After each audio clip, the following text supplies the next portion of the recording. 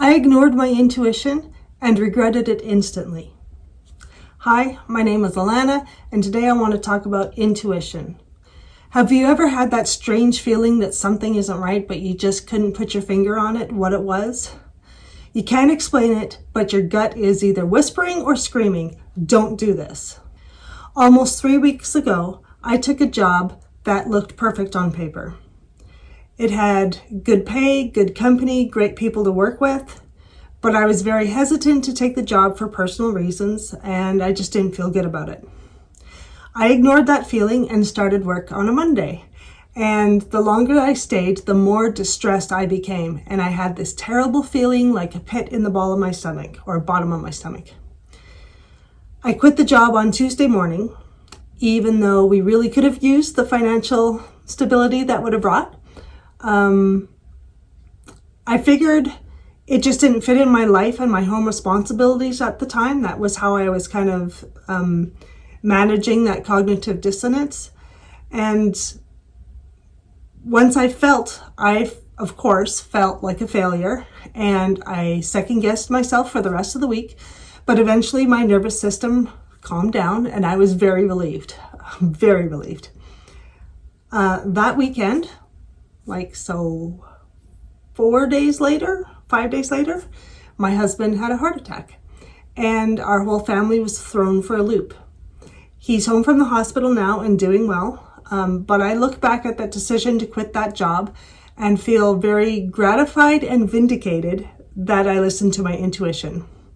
However, the other side of that conversation is that maybe it would have helped if I'd kept the job with our financial situation. But again, that's a rationalization and justification and overthinking, perhaps.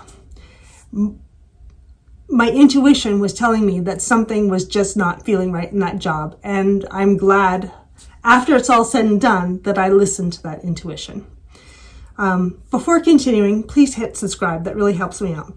Thanks so much. Now back to my story. So it can be difficult to listen to our mind and our body or our intuition because we're trying to be responsible, live up to our own expectations or someone else's expectations. Or maybe we think we're misguided or overthinking. That's my thing. I overthink everything. I know that I had learned to distrust and doubt myself and my intuition through a lifetime of listening to other people's beliefs and about what I should do and believe. So learning to trust ourselves again in our thoughts and in our bodies can be a difficult but highly rewarding journey. A couple of years ago, I had a conversation with a friend saying that, I just don't feel like I have intuition. And then looking back at my experiences, I realized I did have intuition. I had it in spades.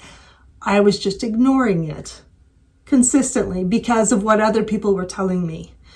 And I let others dissuade me from my gut feelings and my thoughts. I had ignored my intuition and been on the wrong path for decades. After this experience, my friend texted me and said, "Look who has intuition." And I was like, yay, it's me.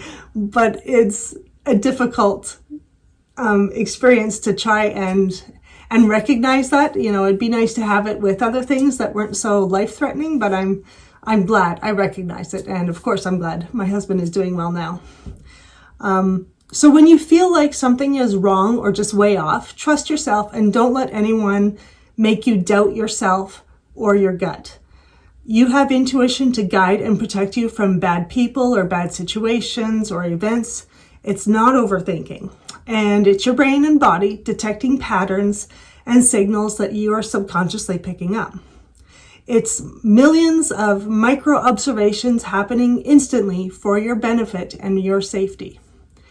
Of course, there's a caveat. If you do have issues with clinical or chronic anxiety, that can skew your intuition or your pattern detecting towards a negative bias. So, in that case, you might want to just check and make sure you're not overreacting. But for most people, in general, trust your gut. So the next time your gut whispers to you or is screaming at you, like in my case, listen, and trust yourself.